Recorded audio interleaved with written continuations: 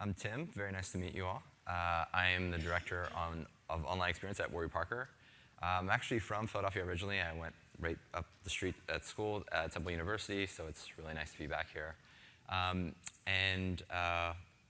I was growing up, when I was a kid, probably from the time I was 10 years old, I knew that I absolutely 100% wanted to grow up one day and sell stylish yet affordable eyeglasses online.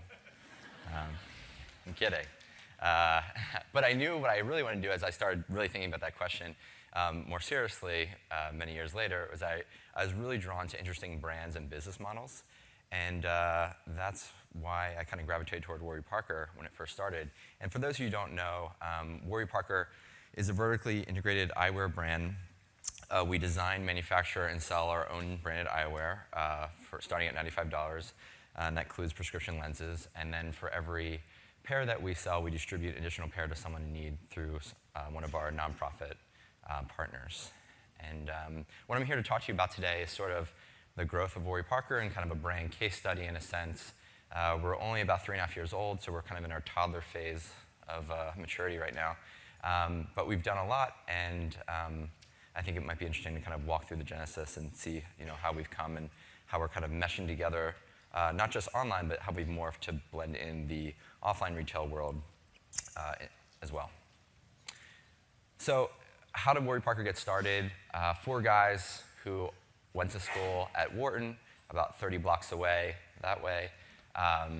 They were all talking around class one day, and one of the 4 guys had just lost a $700 pair of eyeglasses, and they were talking around like, I'm not really sure, but I have a question, like, why do glasses cost as much as an iPhone? Glasses have been around for 800 years, and if you think about what glasses are made from, it's a couple pieces of plastic, not much else. There's a prescription part in there, but it doesn't seem as complex as this magical device that you carry around your pocket all day long that has all these electronics moving about. So they thought, like, yeah, let's look into that. And the other thing was that they knew that things could be sold online that hadn't been sold before. So Amazon, of course, had been selling everything under the sun online for quite some time, but diapers, shoes, diamond rings, even high-end fashion, and contact lenses were also being sold. And so they thought, okay, there's an opportunity here. And then when they looked at the market dynamics and how big the market opportunity was, they saw that globally it's about a $65 billion a year industry. In the US, it's a $22 billion industry. And then online, only about 1% of that is actually sold online. So really big opportunity here. And when you think about how typically you buy eyewear, you could buy an eyewear-only brand like Ray-Ban, Oakley, Oliver Peoples, Persol. You could go maybe buy a fashion brand like Chanel, DKNY, D&G, or you could go into an eyewear retailer like a LensCrafters, Sunglass Hut, Pearle Vision, even like Target and Sears are now selling them. Or you could also just use your vision insurance. So what I'm showing here is just an example. This is iMed. This is the second largest vision insurance company in the country. Does anyone know what all these companies have in common? They are all owned by the same company, Luxottica. So that sort of gave the answer of why maybe glasses are so expensive. And so they thought, well, if all these companies are owned by one company, maybe there's something that we could do about it. And that's basically how, Warby Parker was created. They thought, what if we could create a world-class, online brand that could radically transform the optical industry and also transfer billions of dollars away from multinational corporations to normal people like you or I, and provide excellent service at a great price point. So that's sort of the pitch of Warby Parker. In addition, one of the founders, he had done a lot of work in developing countries prior, and he knew from his experience that about 700 million people didn't have access to proper eye care. And this is a huge problem in the world. So basically when 15% of the world doesn't have proper access to eye care, it's a sense that you should be doing something. So the other thing that Warby Parker does is figure out how can we, for every pair that we sell, find a way to distribute pairs in need in an economically sustainable and viable way through some of our partners. And when we started thinking about sort of the brand hierarchy and how we would describe it, we thought, what do people care about when they actually start looking to buy a pair of glasses? And the first thing is they want to make sure that the glasses look good, right? That's what they really care about. So do these glasses look good on my face? So that's where this fashion brand kind of comes in. And then the second thing is, how much does it cost? What's the quality? So for Warby Parker, they start at $95. They're very high quality, custom acetate, Teflon coated screws. We have free shipping, free returns. So this is a big service and value component. And then finally, that we do have buy a pair, give a pair model, and that we're a carbon neutral brand. And the way that these are set up in order, it's not that this last piece, the social mission, is the third most important. It's just that you need to do the first two in order to make the third one as successful as you want it to be. And when the company decided to launch, they really were trying to figure out, how do we tell our story?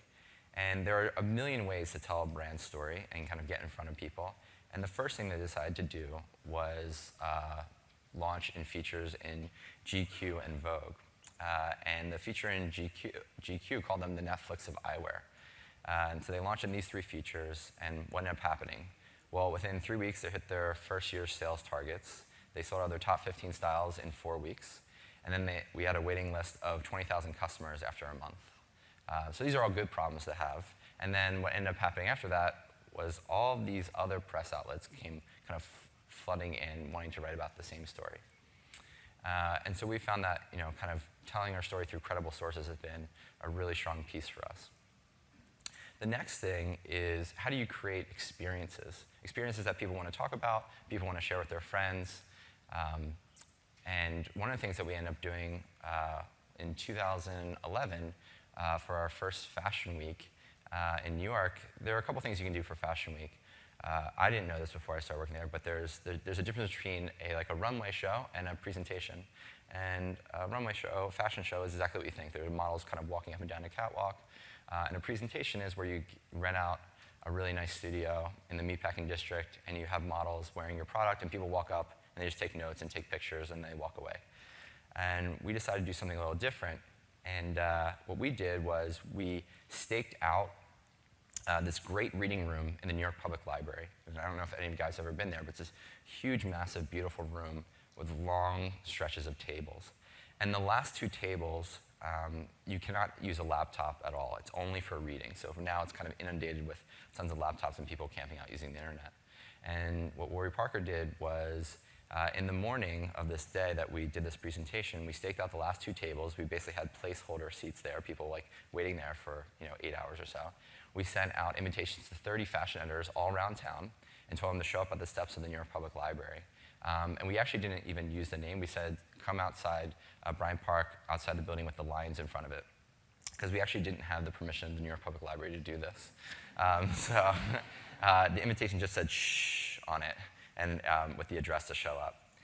And these editors, sure enough, showed up, which was really awesome. We were super jazzed. And then we brought them into this great reading room, and at 3:30 on the dot, all these models walked in carrying these bright blue books and wearing glasses, and then they all sat down and opened up their books all at once. And what happened was, you can see that what the book says on the outside cover is the name of the frames that they're wearing. So we had about 30 to 40 models all sort of sitting there reading. Now, I can't guarantee that they were reading. These are models. These aren't students here.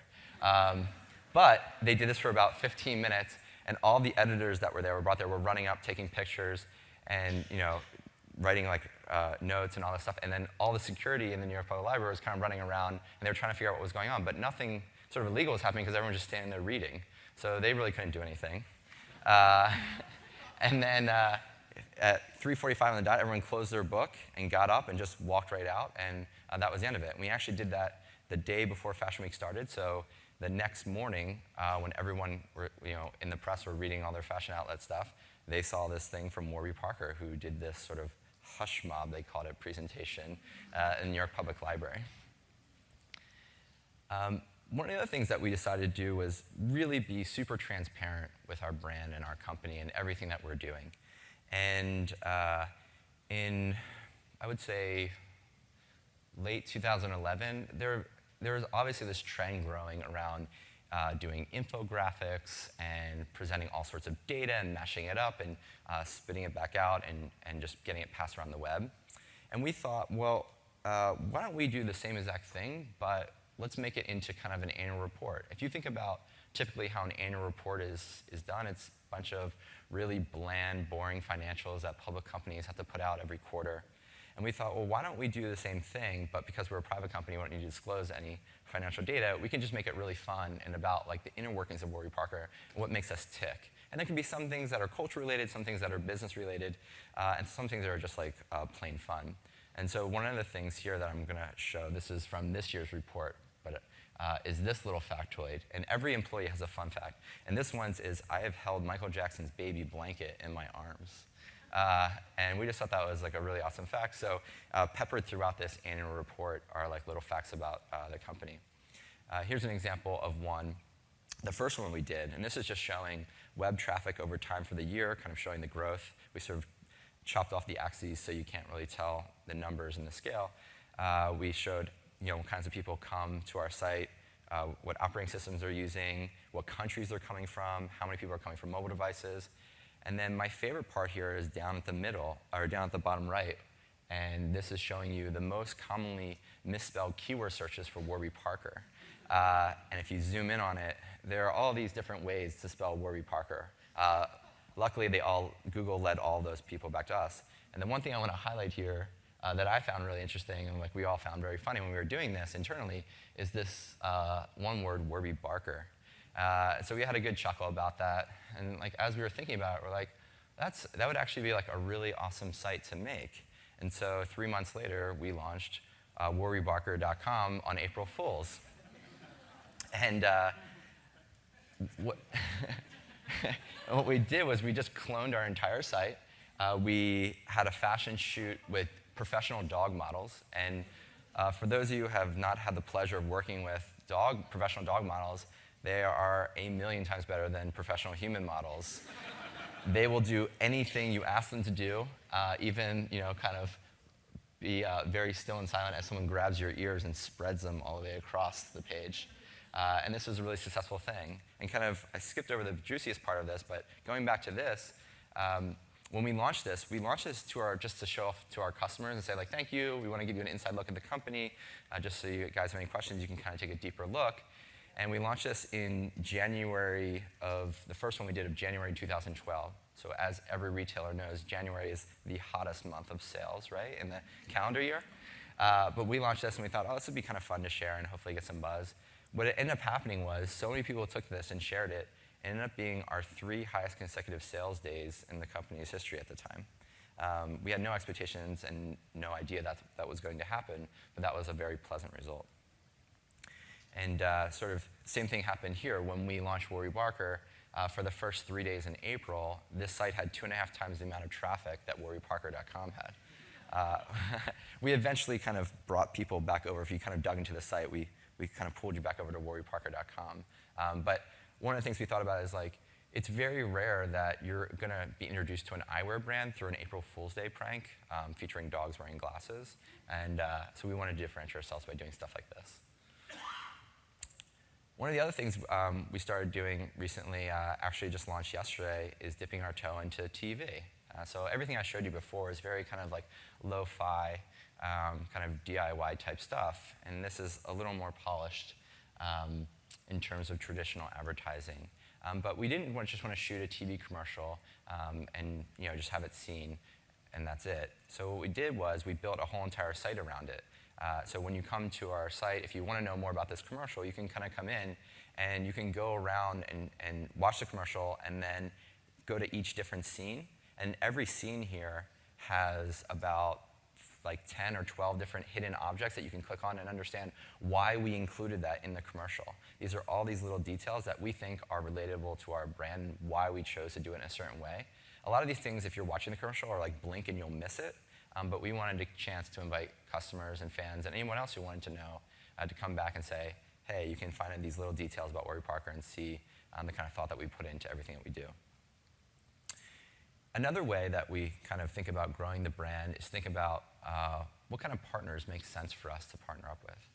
And recently, this past May, we did a partnership with the Man of Steel movie that came out in June. And why did this make sense? Well, maybe because Clark Kent is the most iconic glasses wearer of all time, and we all have like huge crushes on Superman. He's the original do-gooder. I'm actually sporting the frames, the Man of Steel frames today. They're my current favorites from Warby Parker. And we put this out here knowing that Superman makes sense for us. Clark Kent's a good connection, and that it would expose us to a lot new people who might not be familiar with Warby Parker. So what ended up happening, we sold out of, we had 2 different frames, we sold out of all of them in 6 days. At the time, it was our fastest selling collection. Then, just more recently, we did a smaller partnership with a company called Ghostly. And Ghostly International, they're an online record label, and they have a very niche but dedicated fan base. We also thought that this was a good partnership for us as well. And we built a whole microsite experience, blended music into it, and kind of promoted it through Ghostly's channels and through our own channels. And what we ended up finding out was that this partnership, all the frames sold out in less than 24 hours. And we ended up seeing a week later that some of the frames were going on eBay for like $350. So basically like 3.5 times the cost of what they were originally selling for. And another partnership, and trying to think about that sort of do-good model, we recently did one shortly after Ghostly with Donors Choose. And Donors Choose is a great organization where you can go on their website, and they're kind of promoting all the different projects you can sponsor from an educational perspective. And so it's not like your money goes into this sort of black hole, but you can actually see where it's making an impact. And here is Mindy Kaling and the CEO, Charles Best, of Donors Choose, and they were the models on our site to be able to promote it. So if you think about the product mix, there's this like big blockbuster movie tie-in. There is a very niche kind of music fan site, and then you have something that's a little more do-good, and that's this Donors Choose piece.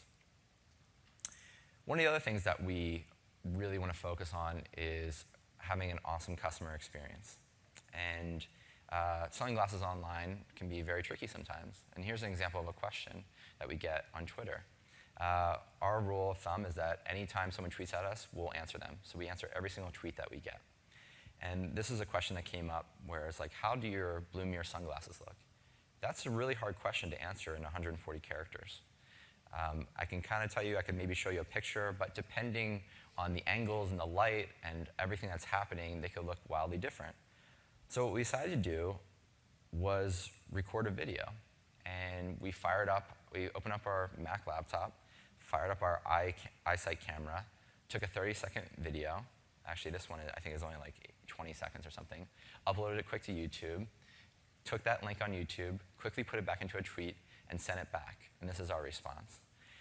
And what we found is that, you can see here, this is an old screenshot, but this video has 525 views on it. And if you think about if we would just answer that tweet just with a standard 140 character response, it would probably gotten read and then totally forgotten about. Now this is sort of living, it's being shared. And how do we know it's being shared? We find that on average, instead of just like one video view, all these videos that we were sending back out to just one customer are viewed 50 times. So on one hand, you could think that the customer is so in love with the video that they're watching about 50 times on average over and over and over again. But we know that's not true. They're often retweeting it to their friends and sharing it to everybody, and then that's just another way that people can get introduced to the brand and have a very close connection. These people that you see here, these are just kind of random folks that work at Warby Parker. We kind of just grab them whenever someone's walking by, like, hey, want to answer a quick question? Boom, you get in this hot seat, you film a couple of 20, 30-second slots, and then you're done, and you move on. We've since upgraded. We use more professional camera now, but before it was kind of quick and dirty, and this did the job. Another thing is thinking about kind of how do you expand that annual report idea of the behind the scenes all year round. And this is our Tumblr blog. These are some screenshots. Each one of these is a different post, super visual. So one is about behind the scenes about our collaboration with Ghostly. Another one is just a book that we think is a good summer read. We had someone in-house who's not on our design team, but he loves to draw, design a bunch of different reading positions that you can see in the bottom left. And this actually got picked up and passed around, and I got a Google alert one day that a newspaper in Houston was writing about it and thought this was really awesome and tweeted about it. And the last one was this behind-the-scenes video shoot that we did. And this is just another way of letting people know all year round, not waiting until the end of the year and showing you this annual report, all the things that are happening so you can share them and stay in touch with everyone who wants to know. And kind of more on the little touches, one of the things that we started doing when we were very small, and there was only about 20 or 30 of us, we started selling gift cards for the first time. And we decided that every time that someone wrote a gift card in with a message, if it was a physical gift card, we would actually take that message and handwrite it out and transcribe it. So when someone got it, it wasn't just a printed piece of paper with the message. It actually felt there was like a human being behind it. And it's a little tricky to find people with really nice handwriting these days, especially as our gift card volume sort of scales. But this is sort of one of those nice touches that we've done from day one of selling gift cards, and we're trying not to let go of. So everybody who buys a physical gift card from us gets their message transcribed by hand. And what does that all mean? Well, what it means is that this is sort of the evidence where we have a Net Promoter Score of 91. That sounds sort of almost, you can't really comprehend that. It sounds like super ridiculous. To put it in perspective, companies like Apple and Zappos that are at the top of the list, they have them in like the high 70s, low 80s. And Net Promoter Score is basically the measure of how likely are you to recommend this service or product to a friend, family, or colleague, and what that answer is. And what we've also found is that about 50% of our sales are driven through word of mouth. So all those activities that I was showing you and we were doing, that drives a ton of word of mouth and a ton of goodwill, and it gets a lot of people talking about our brand in a positive context. So the last thing I really wanted to touch on was this idea of retail. I've focused a lot of the stuff that I've been saying about online sales. And what happened when the business first started, and I told you that everything sold out and they ran out of inventory, people were calling up the company and saying, hey, can we come by your office and try on your glasses? And at the time, the four guys were just working out of their apartments about 20 blocks from here. And they would say, sure, you can come by to our office, but just so you know, it's not an office, it's my apartment. Ask the doorman for Neil when you get here. And believe it or not, people were showing up. And the glasses were just laid out on the kitchen table. And sort of this idea, this light went off in their head, thinking, this is really awesome. We get to see our customers, get immediate feedback, understand what they like. Why don't we transfer this over so when we move to New York and open up our first office, we'll build out a little space and have a showroom there. And in the beginning, we were sort of short-staffed. We didn't have a retail team per se, so everyone just took different turns filling in and selling glasses to whoever walked into the door. And what we found is that so many people, our first office was this one-floor loft where you take the elevator up and the elevator door opens up and then you're there on the floor. What we found is that so many people were coming in to try to buy glasses from us in person. They wanted to see it, that we were being constantly threatened by our landlord to be evicted because it wasn't zoned for retail, and every other person in the building were complaining about us nonstop because they could never get the elevator. We were always hogging it, so the elevator was always on the 6th floor, always. And so we eventually moved to a bigger office, and we had 2 working elevators, and we decided to keep on doing this model. And so we built out a showroom in our last office, and on the weekends, we were finding that 1,000 people a day were coming in to a 5th floor unmarked building to come buy glasses. We weren't really telling a lot of people. So we thought like there was something really viable here, and we were getting really excited about it. So we decided to experiment a little bit more. And the first thing we did was we had what we were calling a holiday spectacle bazaar. And we rented out this old garage in Soho right around the corner from our office. And we found the #1 yurt company in the country, the Colorado Yurt Company. They're also the only yurt company in the country. Yurts are these like Mongolian tents that you can make and you can sleep in. And we decided, let's put them into this big garage and sell glasses out of them. And it was a huge success. It did much more than we thought it ever would. And what you see down here, there's this little bicycle right outside the yurt. And we said, okay, well, we sold glasses inside of a garage that's inside of a tent. Why don't we try something that's a little more mobile? So we built a bike that has frames resting on it. And don't be fooled, this shelving, this casing is actually pretty heavy, so you have to have very steady hands when you ride this bike. We took these down to Miami, and we were using it as a mobile kind of like showroom. And so we said, okay, we've done the kitchen table, we've done our office, we've done a tent, we've done a bike. What's left? Having our roots in school, we thought, let's buy a school bus, and let's turn this into like a mobile showroom. So we called it the Warby Parker Class Trip. And this has been traveling around since the fall of 2012. It's been to 15 cities already, and it's still going strong. A lot of miles put on this bad boy. And on the inside, there aren't seats in there. We stripped it out, and it looks like this. Really nice, beautiful wood, nice leather seating. We actually had one of our employees drive it. There's sort of I don't know if it's a loophole per se, but you're allowed to drive a bus of this size with a regular license as long as it weighs under a certain amount and you don't have any other passengers. So this one guy, we entrusted him. He's driving the bus, and then our whole entire team is following in SUVs, right behind him down the way. And we would stop off at tons of different places, tons of different cities. Just another way to get exposed. So you're thinking, okay, we've done all these different things. We really haven't covered sort of the air and water sort of modes of selling. Boom, seaplane. This is a partnership we did with the Standard. We actually weren't selling it, but anybody who took a ride on this got a complimentary pair of Warby Parker sunglasses. This is a plane that takes off from the Hudson and transports you to the Hamptons. So on your way, you can grab a pair of Warby Parker sunglasses. And that has all paved the way for what we launched in April, which is our first flagship retail store. And this is in Soho. So we took a lot of time doing this, and there are a lot of details. There are terrazzo floors. It's modeled after kind of a giant library. There are books there for sale, along with glasses. It actually models that great reading room that I mentioned earlier in the presentation. And then there are just lots of smaller details, like an eye exam board. This eye exam board is actually built like a train station timetable, like you'll see up at 30th Street Station. And a little fun fact about this is that we found a professor at the University of Pennsylvania, where our roots are from, who actually is an audiophile and recorded the sound of that sound, and that is what's piped in. So when you actually go into the store and those panels flutter, this is a digital thing, there's an analog sound of the real sort of train board being changing its numbers as you go in here. And these are just all the appointments for the eye exams. So just a small detail like that, that's sort of how we're kind of blending everything together. This is another store we just opened in the High Line, and what you can see is it's much different than this store, which is like very pristine. It has a very kind of Soho feel to it. And this store, High Line, is more industrial. It's a little more raw. This was wood that was reused from an old barn upstate in New Hampshire somewhere. The floors are a little more concrete. It feels much more natural to the environment that it's in.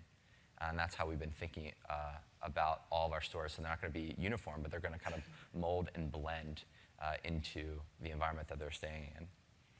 And finally, how I'm bringing this back to the digital space is we did a ton of work and research into finding a really awesome mobile point of sale system. And as you guys know, like Apple, they have a great one. You walk into the Apple store, there's a guy there, swipe your credit card, boom, you just spent like $1,000 and you didn't even know it. These guys are really smart. So we wanted to do something of our own. We looked at 40, 50 different vendors, couldn't find a solution that was really for us. So we said, okay, we're just going to build our own. So right now what we're currently doing is iterating. We're building our own custom mobile point of sale system that can link not only offline to online, but online to offline. So now there's going to be this sort of seamless transition as customers go from one sort of mode of shopping into another. And that's really all I got about Warby Parker. Hope you guys liked it.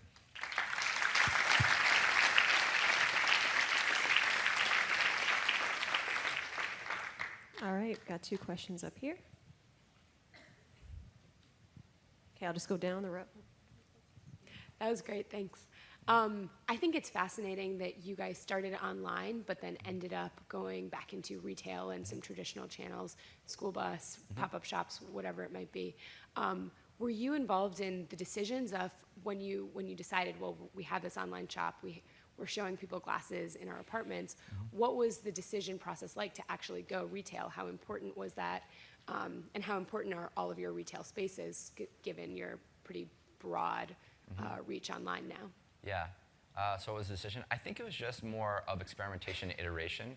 So the first thing was that the original experiment for retail was done out of necessity. We had to meet a demand that we couldn't do online. So people wanted that physical space. Another thing is that we found is that shopping for glasses is a very social experience. It's not something you kind of do isolated. You bring a friend, you bring your significant other, because those are the people who have to look at you all day in these frames. So it's really important that you get that like positive reinforcement for whoever that is. So a lot of times it's not really you that's making the decision buying glasses, believe it or not. It's the people that you're surrounded by.